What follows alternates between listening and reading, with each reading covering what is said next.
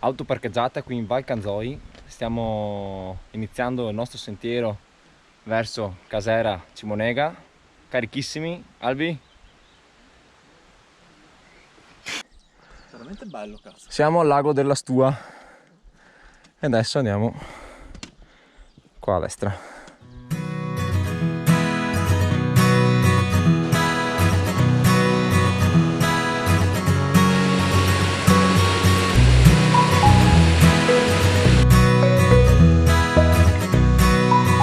Ecco qua, parte a sinistra il nostro sentiero 806, giù per di qua. Piccola voragine sul ponte di legno. Non l'ho creata io. Ecco a voi il primo tratto piano da quando abbiamo iniziato la salita. Abbiamo già fatto 500 metri di dislivello, c'è un'umidità del 400%.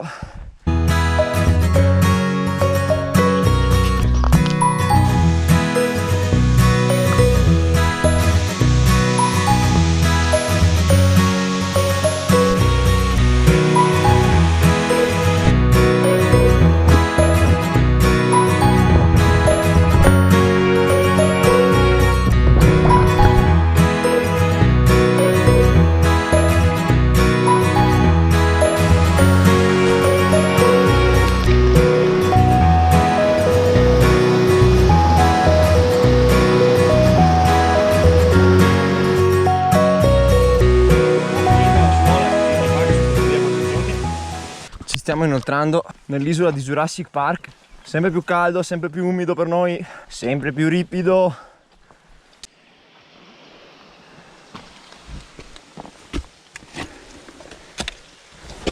E sono passato giusto.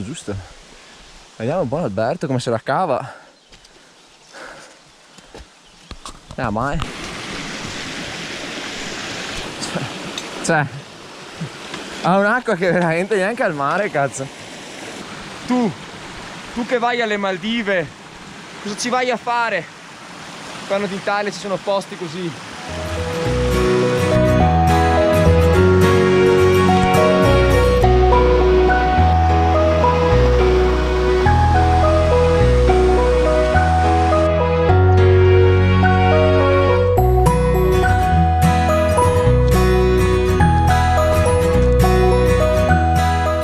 Dietro di me Casera Cimonega, qua un torrente dove fare acqua e adesso una pausa, non ce la leva nessuno.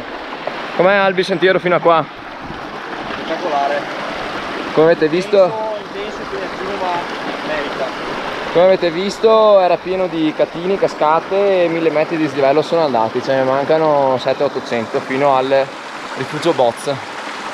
Ora voglio farvi vedere questo filtro della MSR, con cui praticamente rispetto a quelli tradizionali si va a mungere il torrente. Pausa finita, ha perso le chiavi, no. Dietro di me c'è il bivacco Feltre, ma noi proseguiamo per l'801 bis per di qua verso Col dei Becchi.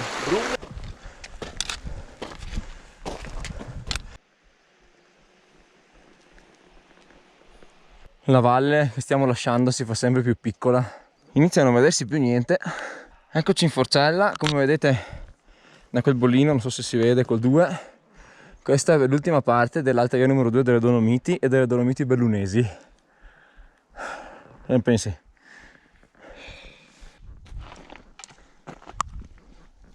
Ho fatto ormai casa, qualcuno in mezzo. Oh, dopo una tale fatica, questo è il bellissimo panorama.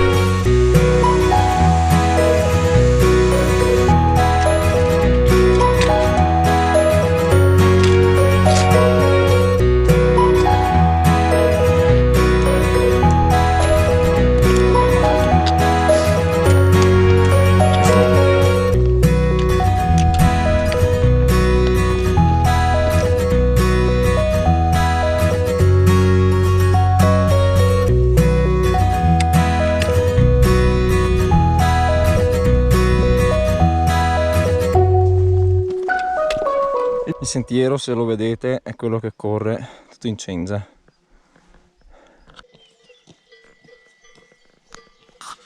Abbiamo fatto i nostri 1417 metri di dislivello, 12 km 24 mi dice il socio, e siamo arrivati a Rifugio Boz. Sono 4 ore giuste.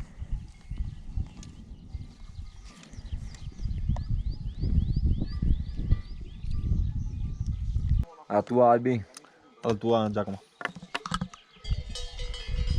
E comunque sei anche sei in su style a morire. Appena sopra il Rifugio Boz c'è questa croce, questa piccola cima, la malga qua dietro, e se nessuno viene a dirci niente mettiamo la tenda qua in mezzo a questi bellissimi fiori gialli, altrimenti scendiamo un pochino qua tra gli alberi magari. C'è un esemplare di Alberto che si spulcia, il re della montagna. Abbiamo deciso di spostarci, vedete la croce è qua, ci siamo stati un po' più sotto perché sta iniziando a tuoneggiare. Giusto in tempo.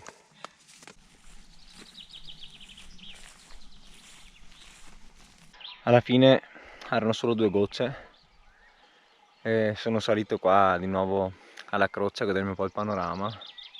Si è aperto sia verso le vette feltrine che verso il Sas de Mura. A dire la verità la cima è ancora un po' coperta, è qua dietro le nuvole.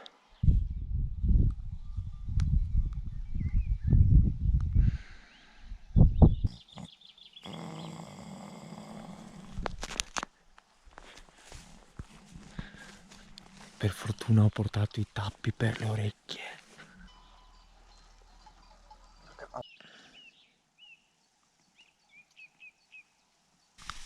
Sono le 10 meno un quarto e noi andiamo a dormire. Notte. Notte, Albi. Notte. Dove sei tu? Sono qua.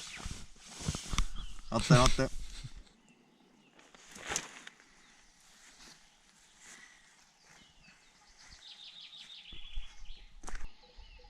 Buongiorno a tutti.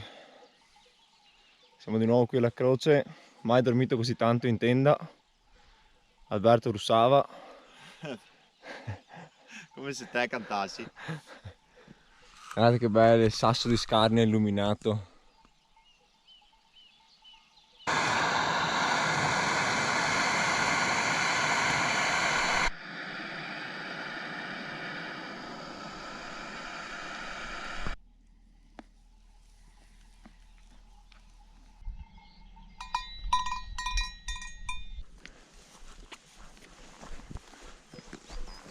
C'è l'erba che è alta come me qua? Ah, no, bene, è solo ortiche qua sopra. Ma per di là ci sono più ortiche? Ma portare le vacche o le pecore a pascolare un po' anche qua, no? Ortiche anche qua. In effetti c'era la traccia là. Bene, dopo essermi sassinato le gambe, siamo saliti qua al Col San Pietro per guardare le pale di San Martino. Pavione dietro Alberto, là in fondo. Ortiche ne abbiamo? Ortiche e pantaloni corti, ottima abbinata. Ci lasci passare per favore? Dai, dai, andiamo, via, via, ciao, ciao, ciao. Acqua fatta e adesso ci dirigiamo al Passo Finestra.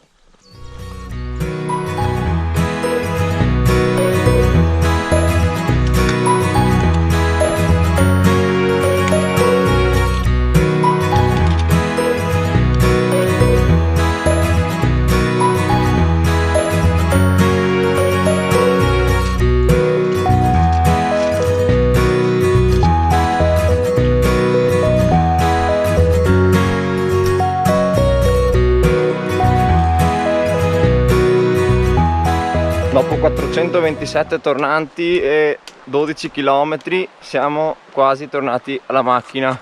Quasi. And the winner is Alberto! Bravo! L'uomo chiave. L'uomo chiave. Quindi ci vediamo al prossimo video.